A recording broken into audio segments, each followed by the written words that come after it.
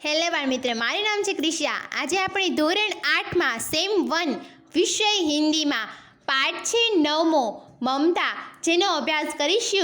તેથી મારી ચેનલને વધારે લાઈક, શેર અને સબસ્ક્રાઈબ કરવાનું ના ભૂલશો અને બીજા મિત્રોને શેર કરજો, જેથી તે પણ અલંકાર સાથે પોતીનો વિડીયો જોઈ શકે। તો ચાલો બાળમિત્ર, આજે આપણે વિષય હિન્દીમાં પાઠ છે 9 મમતા, જેનો આપણે અભ્યાસ કરીશું।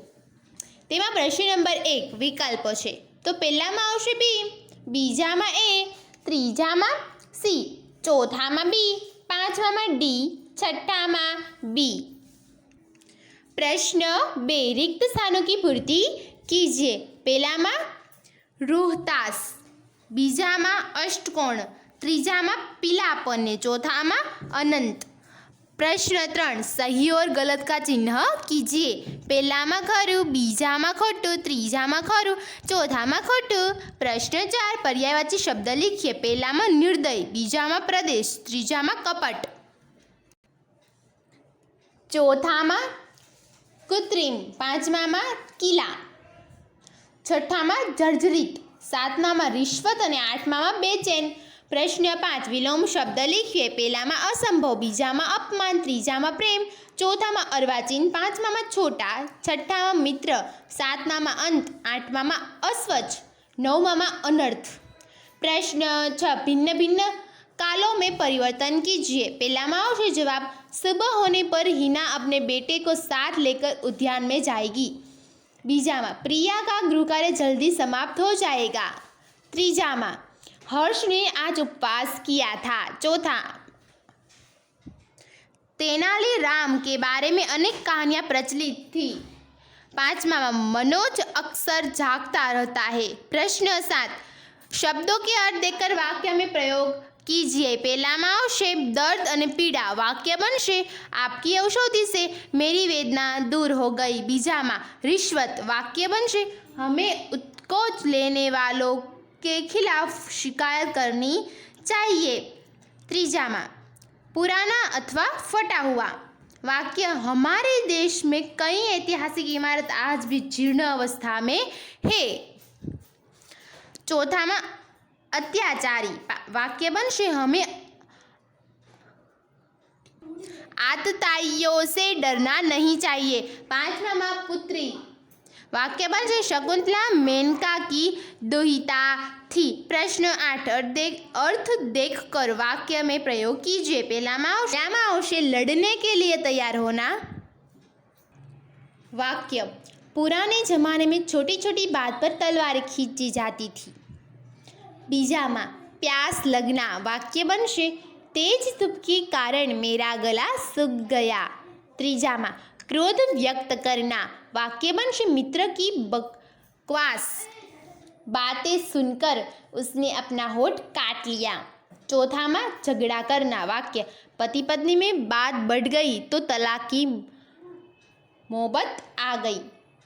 पांचवा घबराना, वाक्य बनशे डरावना फिल्म देखकर मेरा हृदय धक धक करने लगा। प्रश्न 9 संज्ञा, सर्वनाम और विशेषण पहचान कर लिखिए। संज्ञा છે સર્વનામ અને વિશેષણ છે। તો સંજ્ઞામાં આવશે હિમાલય, બડોદા, સપના, સાબરમતી અને ગુજરાત। સર્વનામમાં મુझे અને तुम्हें, વિશેષણમાં खट्टा, सुंदर, बड़ा અને होशियार। प्रश्न 10 एक दो वाक्य में उत्तर लिखिए। पहलाમાં આવશે चौसा के युद्ध में शेरशाह से विपन्न होकर शहंशाह हुमायूं आश्रय मांगने के लिए ममता की झोपड़ी में आया था। बीजाમાં આવશે ममता रोहतास दुर्ग के मंत्री चूड़ामणि एकमात्र विधवा पुत्री थी। त्रीजाમાં આવશે डोलियों में छिपकर महिलाओं के वेश में पठान सैनिक आए थे। चौथाમાં ममता ने स्वर्ण राशि का स्वीकार नहीं किया क्योंकि वह उसे अर्थ नहीं अनर्थ लगा। पांचवा ममता हुमायूं के सैनिकों से बचने के लिए जंगल के मृगदाओं में छिप गई। छठा रोहतास दुर्ग से निकालकर ममता ने काशी के उत्तर में स्थित एक पुराने स्तूप के खंडर में आश्रय लिया। 7वां माह, ममता ने अतिथि सत्कार धर्म का पालन किया। 8वां माह, हुमायूं शेर शाह से विपन्न होकर रक्षा चाहता था। प्रश्न 11, 2-3 वाक्य में उत्तर लिखिए। पहला माह से विधर्मी शेरशाह के अत्याचारी सैनिकों ने ममता के पिता की हत्या कर दी थी। इसी कारण ममता को प्रत्येक लड़ने वाले सैनिक से नफरत थी। बीजा माह से मंत्री चूड़ामणी की एकमात्र स्नेह पालिता पुत्री ममता विधवा थी। वे अपनी पुत्री के लिए चाहकर भी कुछ नहीं कर पा रहे थे। इसी चिंता के कारण मंत्री चूड़ामणी व्यथित थे। तीजा माह से ममता जब वृद्ध हो गई थी और मृत्यु की प्रतीक्षा कर रही थी, तब गांव की 2-3 स्त्रियां उसे घेर कर बैठी थी। इस बात से पता चलता है कि ममता सबके सुख दुख की सहभागिनी थी। चौथा माह से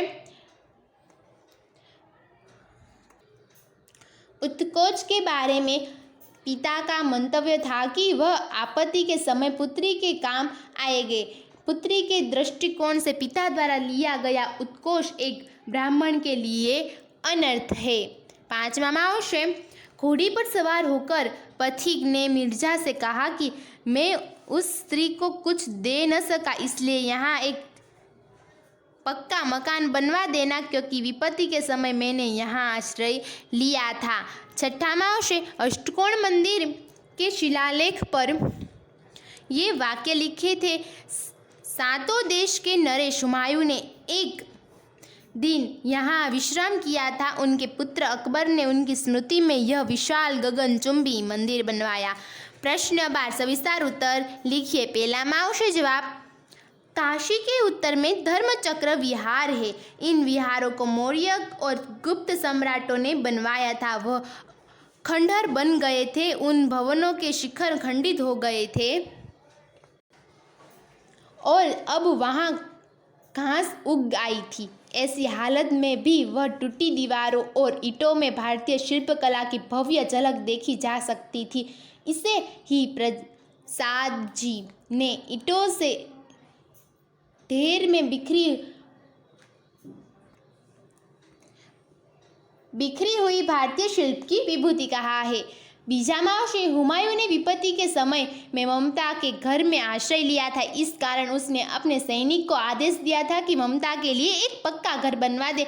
हुमायूं के इस आदेश के पालन के स्थान पर जब उनका पुत्र अकबर बादशाह बना, तो उसने ममता के घर के स्थान पर एक अष्टकोण मंदिर बनवाया, जिसमें अकबर अपना और अपने पिता का नाम लिखा और ममता का कहीं उल्लेख तक नहीं किया। सचमुच मेरे मत से अकबर ने जिस प्रकार हुमायूं के आदेश का पालन किया वह गलत था।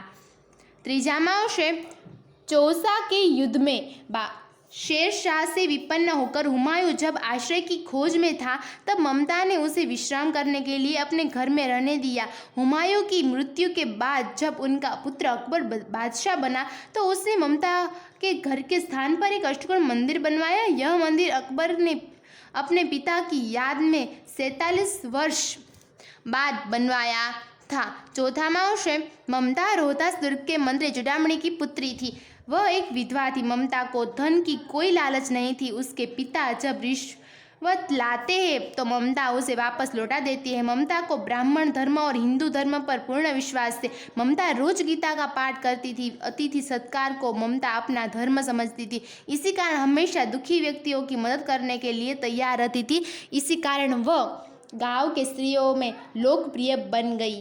प्रश्न 13, चित्र के आधार पर कहानी लिखिए। पुराने जमाने की बात है।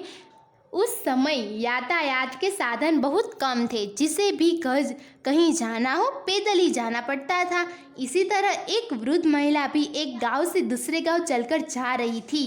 वृद्ध स्त्री चलते चलते बहुत थक गई थी। चलने के कारण उसे प्यास भी लगी थी। वह वृद्धा एक पेड़ के नीचे बैठ गई और वहां से गुजरने वाले लोगों से पानी मांगने लगी। उस वृद्धा पर किसी को दया नहीं आई। बाद में एक लड़के ने वृद्धा की पुकार सुनी। वह अपने घर से उस वृद्धा के लिए पानी ले आया। वृद्ध स्त्री ने पानी पिया और उनकी जान में जान आई। लड़के का घर वहीं पास में ही था, इसलिए वह वृद्ध स्त्री को अपने घर ले गया।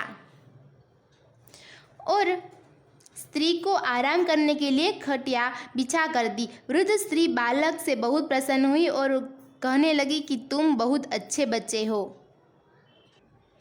प्रकल्प कार्य। नीचे शरीर के कुछ अंगों के चित्र दिए गए हैं। प्रत्येक अंग से संबंधित दो दो मुहावरे अर्थ सहित लिखकर वाक्य में प्रयोग करो।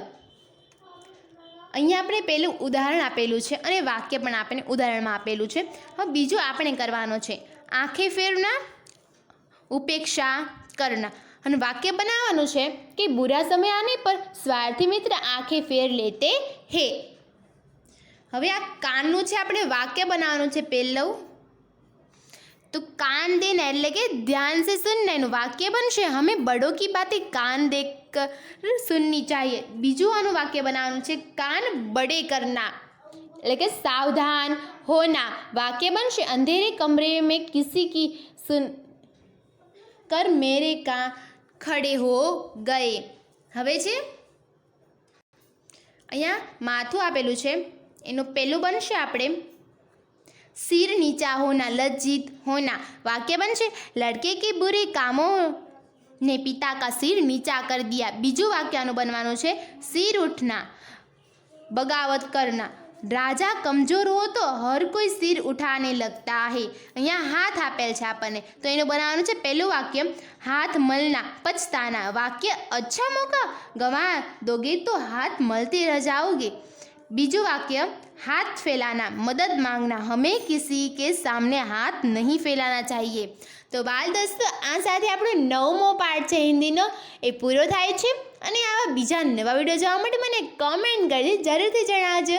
તો આવજો બાલ દોસ્તો ફરી મળીશું નવા વિડીયો સાથે ત્યાં સુધી આવજો।